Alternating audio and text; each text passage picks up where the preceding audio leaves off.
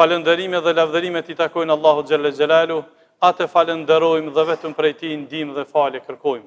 Salavatën mbi pejgamberin alayhis salam, familjen e tij, shokët e tij dhe të gjithë ata që pasojnë dhe ndjekin rrugën e tij deri në ditën e gjykimit. E me pastaj të ndershëm vëllezër të pranishëm, jeta e kësaj bote ka rregulla dhe ka parime përmes të cilave arrim deri tek vlerat dhe sukseset. Dhe në kuadër të kësaj, Zoti i Madhërisht njeriun e ka krijuar me këmbës në tokë, që ai të merr përgjegjësi, të kryej emanetet dhe detyrat që ka, dhe në bazë të përgjegjësive pastaj dhe të merret në pyetje. Nga natyrshmëria e njeriu është që njeriu të kërkon detyra, të kërkon post, të kërkon përgjegjësi. Kjo është natyrshmëri e njeriu.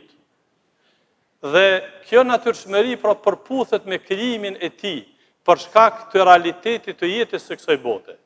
Dhe postet, detyrat, përgjegjësitë që i kërkon njeriu, shpesh herë i kërkon me një jetë të mirë, me qëllim të mirë që t'u afron asistencë të tjerëve, t'u ndihmon të tjerëve, e nganjëherë kërkon detyra dhe përgjegjësi për të përfituar nga detyra, e nganjëherë të dyja së bashku.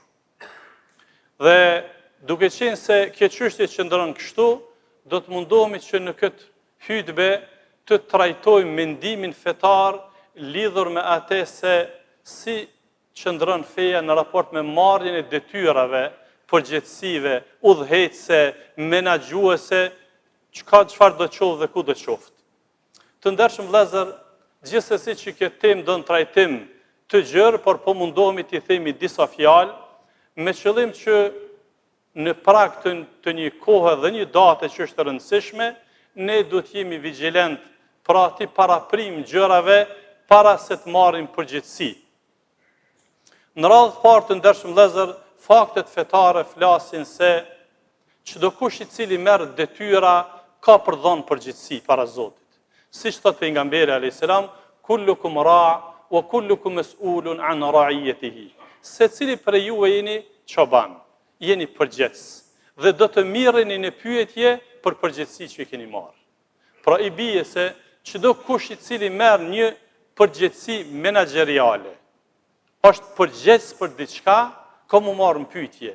Madje në hadith, të në thonin profetike, detajohet gjëja më e imtë, prindi ka mu marrë në pyetje për antarët e familjes.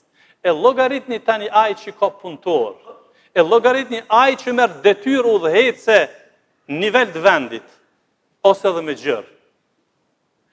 Prandaj duke u nis nga ky koncept, dietarët islam në mënyrë të përgjithshme duke i trajtuar faktet hyjnore, vinë në përfundim se marrja e detyrës ose insistimi në marrjen e detyrës nuk është shumë e parapëlqyeshme.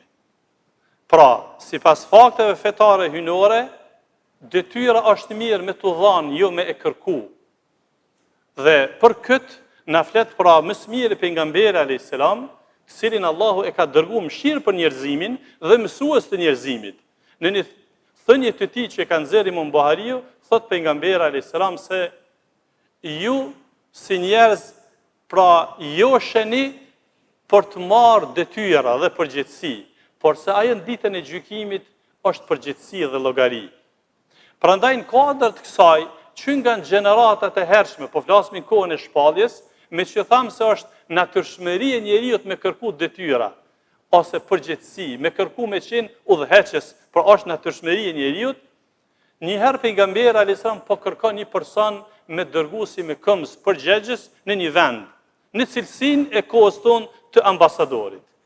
Dhe një sahabi, një shok i pejgamberit alayhis salam, me emër të njohur, një figurë emblematike, sikurse që është Ebu Dherri, Allah qoftë i kënaqur me te, po i thot, oj dërguni Zotit, apo më dërgon mu përgjegjës për çit detyrë. E tani ta ndëgjojmë përgjigjen çfarë ja tha pejgamberi alayhis salam, që ne të marrim model si prind, në cilësi të prindit, në cilësi të menaxhimit, çfarë do vendi që jemi. I tha, o Ebu Dherr, ti je i dobët. Ti je i dobët. dhe se detyra është emanet. Këto dy jeni e po i sqaroj, pas edhe pjesën e fundit. O Ebu Dherri, shok i pejgamberit alayhis salam, thamë figurë emblematike e njohur. Do më thonë, e njohur kur thëmë, pra ka vlerat mëdhaja që është folë për te. Mirë po ti e i dobët për këtë detyrë që po dënë me marë.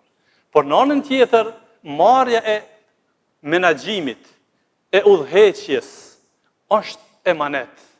Që i bie se ta besoj njerëzit që atë punin që ti po e merë, në cilësi të udhëheqësit, çfarë do kofsh, në çfarë detyre pa nominune asgjë, sepse kështu ka ardhur në këtë thënie. Atë di që është emanet. Pra, po ta lën në bez dikush, emanet është me ta lënë në bez dikush një diçka.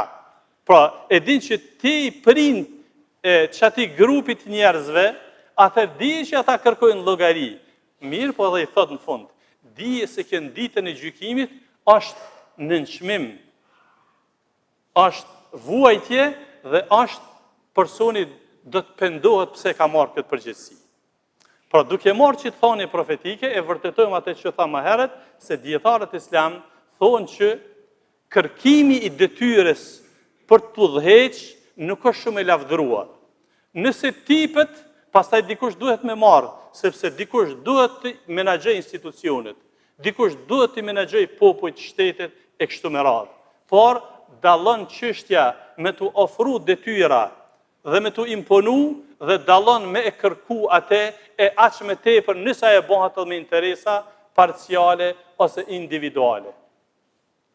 Kështu ka qenë rasti edhe me një person që dua ta trajtoj pra këtë çështje si e trajtonte pejgamberi alayhis kur e kërkonte dikush detyrën dhe si e trajtonte kur i jepej detyra. Pra, nëse të jepet detyra, të imponohet dhe të tjerët pajtojnë që ti me menaxhu një grup të njerëzve me udhëhec ose një sektore të ngjashme, atëherë këto është bereqeti i Zotit, këto është ndihma e Zotit, këto është begatia, këto është suksesi. Pra personave që ju jepet një përgjegjësi, që ju jepet, ju afrohet, nganjëherë ju imponohet dhe duhet me marrë dikush, sepse të kanë nominu ty si më i miri, atëherë do të thotë gjithsesi që ka dhe sukses, ka bereqet, ka begati. Në momentin që personi gjen forma të ndryshme që e kërkon atë përmes formave madje ndoshta edhe jo të lehtëshme, atëherë do të thotë që mbetet në qafë personit. Kështu i ka thonë pejgamberi alayhis salam një shokut të tij, e ka pasur emrin Abdurrahman bin Samura. I ka thonë kështu: "O Abdurrahman, mos e kërko detyrën postin udhëheqës. Sepse nëse ti ata e merr dhe tipët po të afrohet, dije që do të ndihmohesh. Nëse e kërkon ti atë, dije se ke në qafë, që i bie se do të largohet begatia, bereqeti, ndihma për ty." Andaj të ndershëm vëllezër, pra duhet të qëndrojmë mes këtyre dy gjërave, mes realitetit të kërkuar dhe mes mundësive që mund t'i afrojmë. Pra, të gjithë njerëzit ose pjesë e madhe njerëzve mendojnë se janë të aftë për të menaxhu, për të udhëheq, për të marrë detyra të mëdha e kështu me radhë. Mirë po, mbase edhe ne nuk jemi të frikshëm pra në këtë jetë dhe jemi shembuj që madje në vendin ton kemi kalu dekada dhe vite menaxheriale të njerëzve, atëherë i bie që kemi edhe njerëz që janë lakmiqar, që duan të jenë kryet vendit, por nuk janë për me kanë kryet vendit. Andaj të ndershëm vëllezër, unë po flas në cilësi të hoxhës, drejtua një xhamati që fal namaz, sepse mund ketë nga ne që merr detyra udhëheqëse përgjegjës i një sektori, i një komune, e të ngjashme. Pra gjithmonë dije, po thot pejgamberi alayhis salam, se në ditën e gjykimit do të jetë ajo detyrë pra poshtrim, sepse s'ia ke dhënë hakun dhe do të jetë pendim, pra por bëhet vonë, sepse ndoshta nuk e punu si duhet edhe sa duhet. Për ta përmbyll pjesën e parë të hutbes, po e sjellni një shembull nga një prej udhëhecëve që quhet udhëheci i drejtë prej Omerit radhiyallahu anhu, se si ka udhëheq, si ishte gjendja dhe si u qaste udhëheqjes. E dini të ndershëm vëllezër që Omeri, kalifati i dytë pas vdekjes të pejgamberit alayhis salam, Omeri, Allah qoftë i kënaqur me te, njihet si Omar al-Faruq, Omeri i drejtë, sepse ka udhëheq drejt. Megjithatë njerëzit kanë pas ankesa, por Qasja ndaj ankesave është shumë e rëndësi, si i qaset ai që ka marrë detyra, ai që ka dashur të bëjë parë i vendit. Në çdo kund, në çfarëdo sektori. Transmetohet se Omeri, Allah qoftë i kënaqur me te, si i pari i muslimanëve, nivel bote. I pari i muslimanëve. Ka dalë natën me vëzhgu gjendjen, jo vetëm qytet, po në periferi të qytetit, madje në shkretin. Me i pa qysh po jetojnë natën, me pa qetësinë e tyre, sigurinë e tyre, rehatin e popullit e kështu me radhë. Dhe po ndëgjon një grua të moshuar duke u lut kundër Omerit. Po janë kohët Allahut kundër Omerit. Edhe Omeri radiallahu anhu po i afrohet afër, po i thot, pse po janë kohë Zotit kundër Omerit, kundër prisit muslimanëve? Po thot, po si mos janë kohë kur sa s'po kujdeset për neve. Edhe Omeri, Allah qoftë i kënaqur me te, shkon e merr shërptorin e tij në qytet, edhe i thot ngarkoma një thes me miell. Shërptori i thot, o prisi besimtarve, si ty ta ngarkoj kurse Omeri ishte në moshën 70 vjeçare. Omeri po i thot, ngarkoma sepse për ndryshe a je në gjendje ti me mi marrë gjunahat e mia në ditën e gjykimit, sepse e ka marrë mësimin atje që udhëheqja në ditën e gjykimit mund të jetë poshtrim edhe pendim. Atëherë e ngarkoi Omeri pari venit thesin me miell. Nuk ja çoi te dera e asaj gruas së moshuar edhe mja lan. Gjithsesi që ja çoi miellin deri te kasolla ku e kishte, edhe ja përgatiti ushqimin. I pari vendit. Aja nuk e dinte që kjo është prisi besimtarve. Ja çoi, ja gatoi ushqimin, përgatiti ushqimin, kurse ajo po lutet, po thet, vërtet për Allahun, ti ma meritor se Omeri me kanë udhëheci i vendit. Sepse ajo nuk e dinte që kjo është udhëheci i vendit. Omeri radiallahu anhu kur u largu nga ajo i thot, eja nesër në pallatin e udhëhecit vendit se unë do t'i flas atij për ty. Të nesërmën gruaja shkoi te Omerit duke mos e ditë se kush ishte. Kur hyrin në pallatin, vendin ku ishte udhëhec Omeri, Allah qoftë i kënaqur me te, e pa që është i njëjti burr. Edhe filloi me ustep, filloi mu tërhiq.